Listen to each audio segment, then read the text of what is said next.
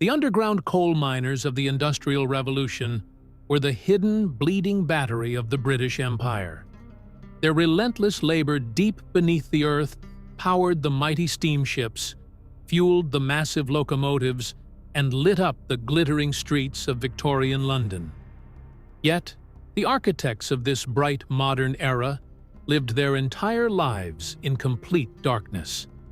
Imagine waking up at 4 in the morning. The air inside your small stone cottage is freezing, clinging to your skin like a damp towel. Outside, the Welsh Rhondda Valley is swallowed by a thick, unforgiving fog. You lace up boots that are still heavy and wet from the day before. You eat a meager breakfast in absolute heavy silence. You glance one final time at your sleeping children, memorizing the rhythm of their breathing, fully aware that tonight your chair at the wooden dinner table might remain permanently empty. Could you do it? Stop and really ask yourself right now in the comments. Could you trade your modern daylight, your blue skies, for a grueling underground reality where the sun is nothing more than a fading memory? Because for the coal miner, daylight was a luxury they simply could not afford. The psychological weight of this existence began long before they actually started working. The walk to the colliery was a silent procession of shadows moving through the mist. They were walking toward a massive mechanical beast that demanded daily tribute. Every single morning, they handed over their freedom at the towering colliery gates. But the true test of their mind was just approaching. Part 2. The vertigo of the cage. They called it the cage. In reality, it was a hanging iron coffin suspended by a single braided wire rope. You step inside, shoulder to shoulder with a dozen other silent, breathing men. The air is immediately thick with the sour smell of old sweat and heavy machine oil. Then, the signal is given. The massive steam engine on the surface violently releases the brake.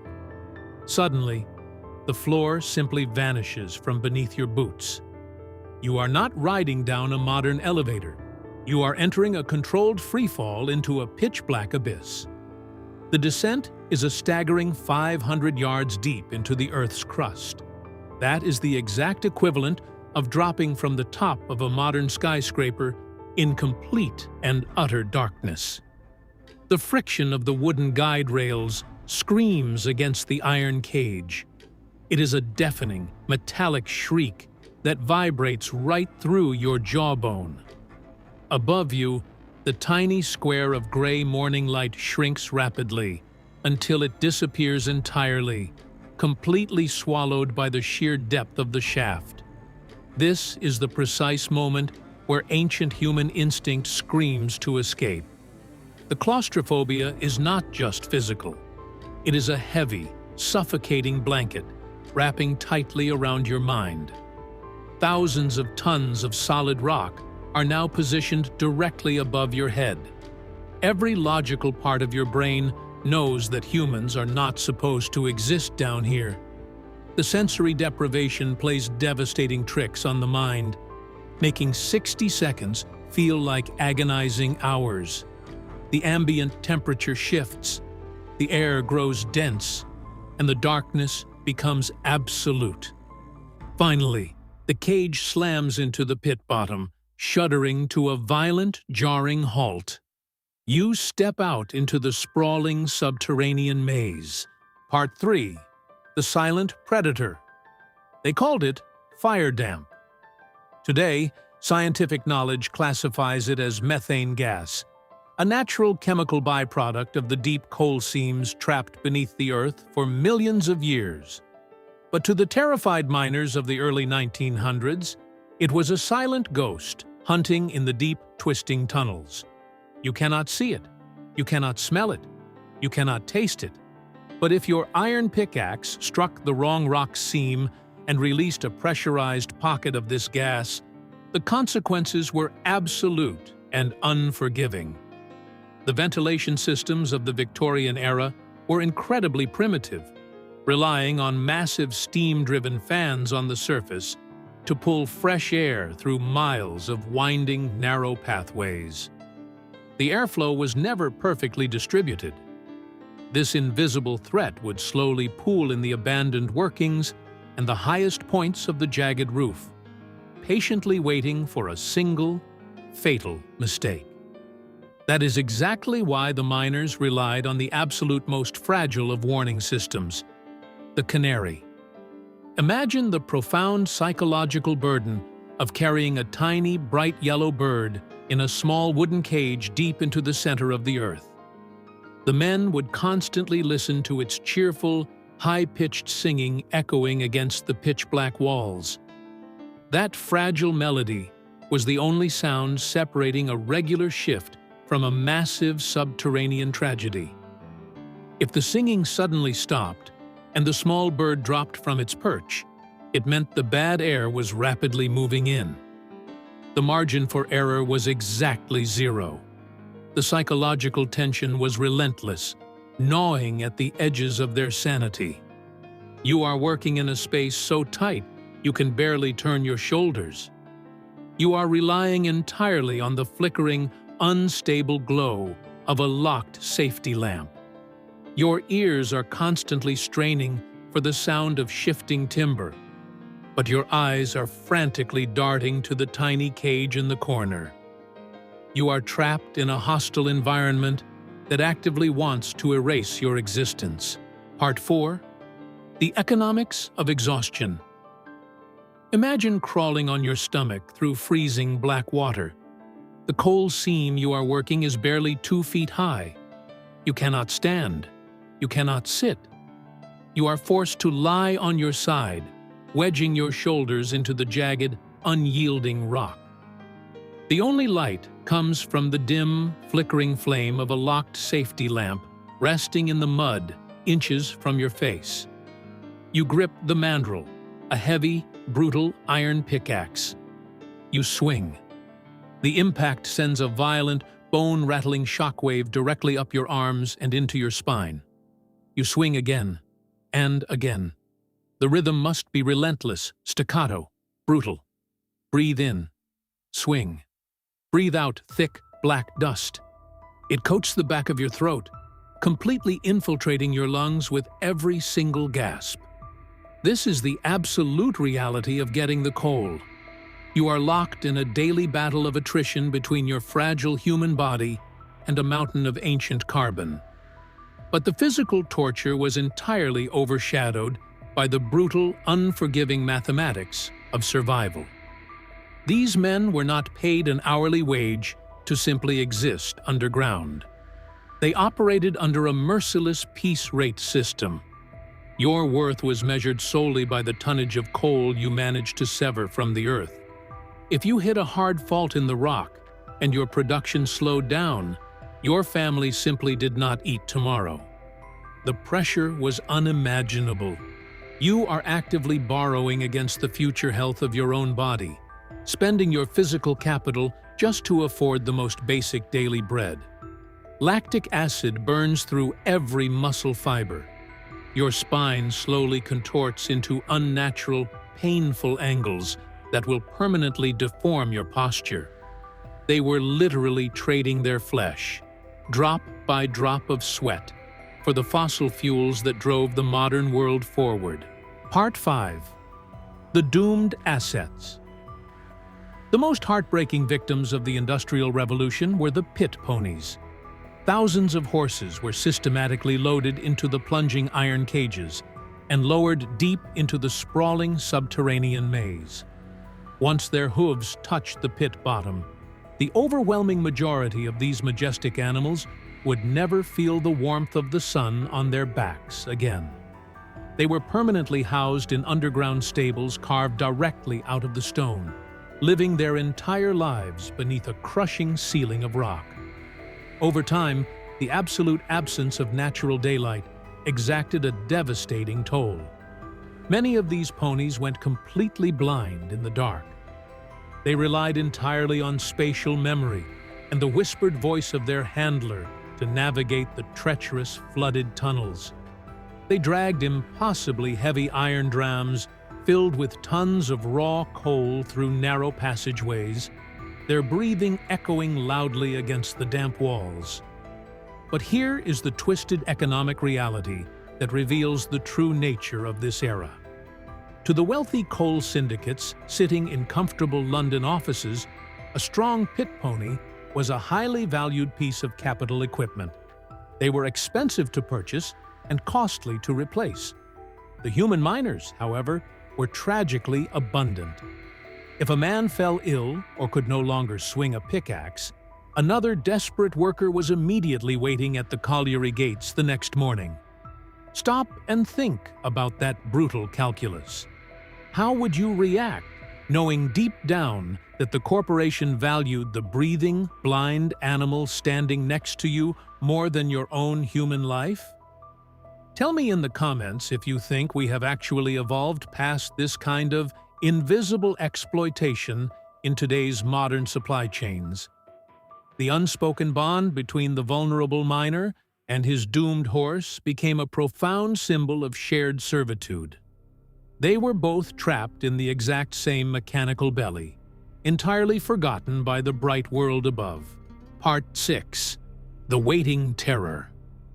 Above ground, the mining villages of the Rhondda Valley clung desperately to the steep green hillsides, a stark contrast to the black abyss hidden directly beneath them. For the women left behind in these terraced stone houses, daily life was a relentless battle against the inevitable. Their entire existence revolved around the agonizing attempt to maintain a home, while the colliery actively tried to consume it. They spent hours hauling and boiling heavy iron kettles of water. They aggressively scrubbed the pervasive, greasy black coal dust from the worn floorboards, from the thin window panes, and from the heavy clothes of their husbands. Yet, the black dust always returned, settling like a dark omen over the entire valley. But physical exhaustion was the least of their worries. They were ensnared in a perfectly designed economic trap known as the truck system. The powerful coal company owned the very house you slept in. They owned the company store, where you were practically forced to buy your overpriced flour and tea. The meager wages paid out by the colliery owners were immediately funneled right back into their own deep pockets. It was an inescapable closed-loop system of perpetual debt.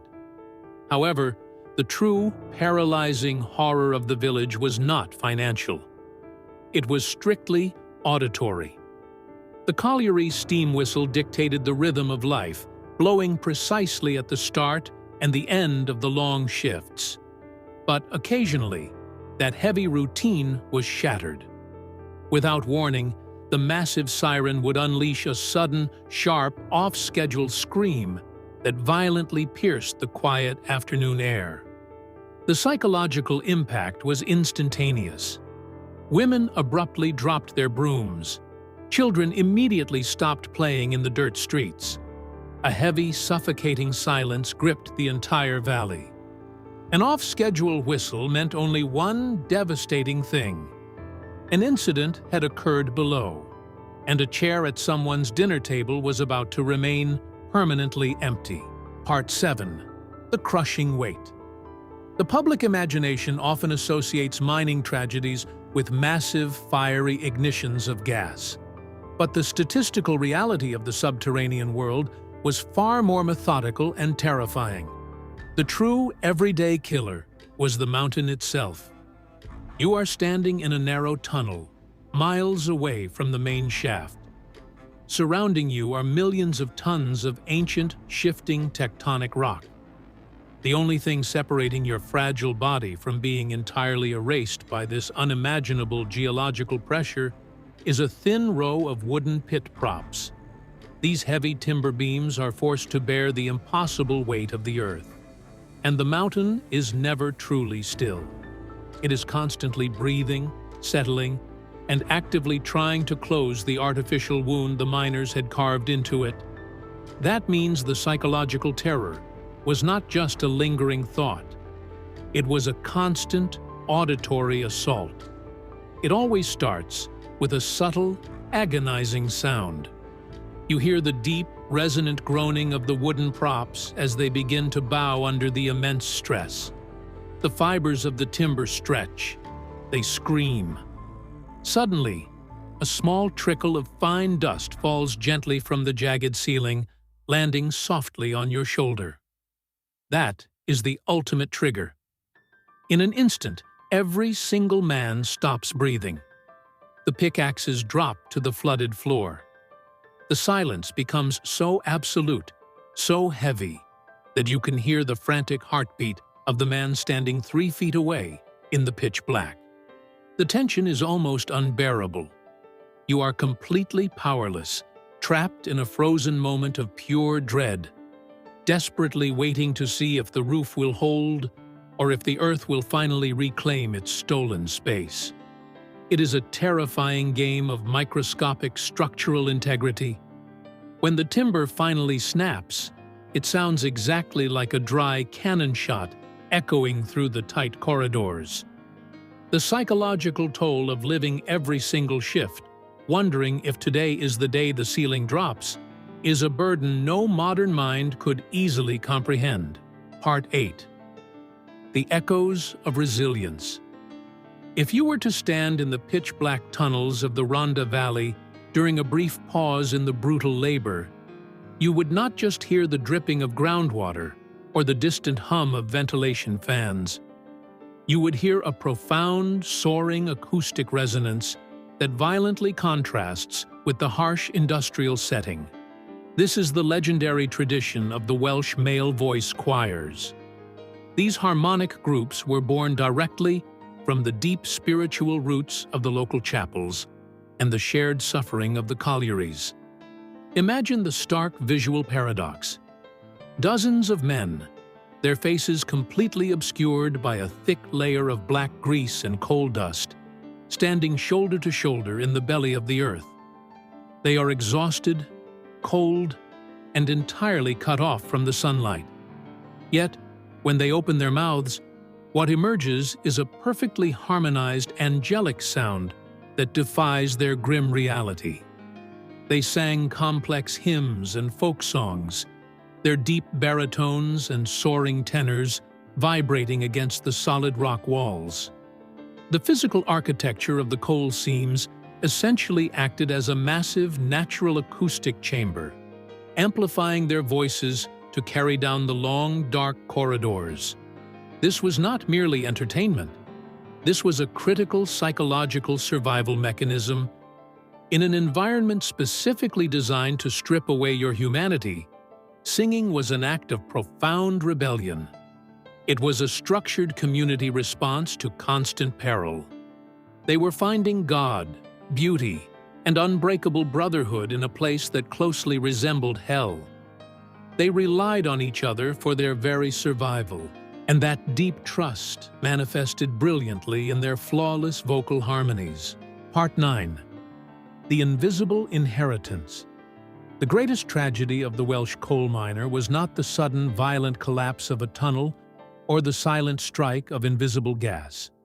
It was the slow, inevitable decay that colonized their bodies over decades. We are talking about pneumoconiosis, clinically known today as black lung disease. It is a slow burn nightmare that perfectly exemplifies the invisible inheritance of the Industrial Revolution. This isn't a sudden event that you can run from.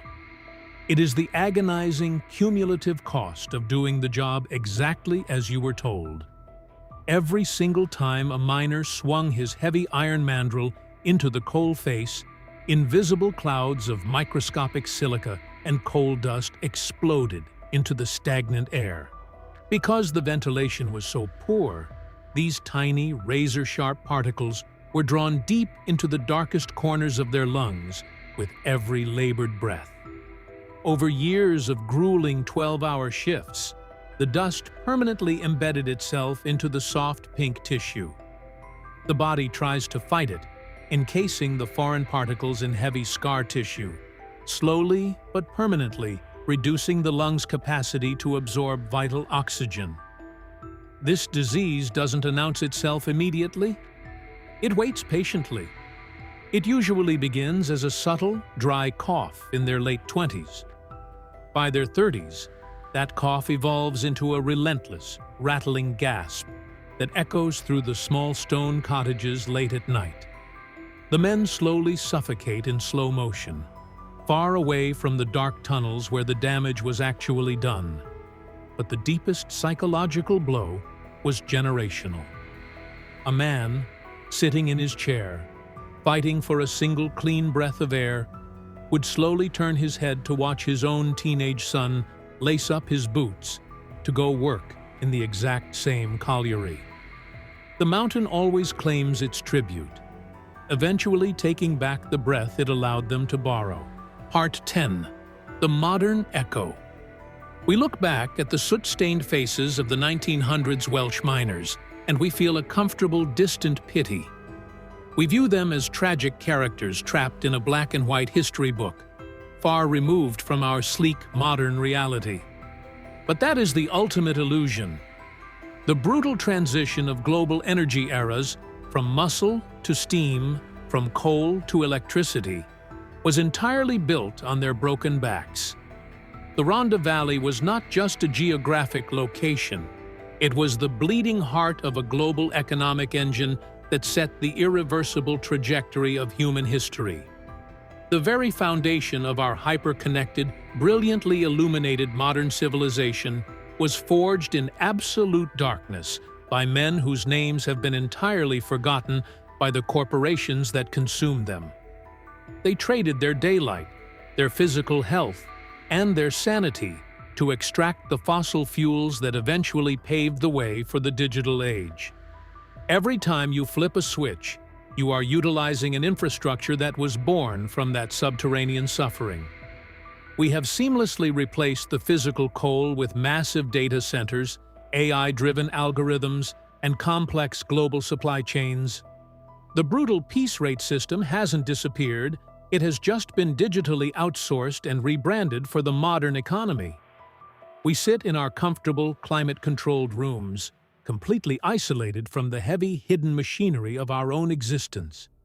The invisible exploitation still exists, operating quietly just beneath the surface of our awareness. We are just as dependent on unseen labor today as the glittering streets of Victorian London were on the silent, breathing men standing in the plunging iron cages.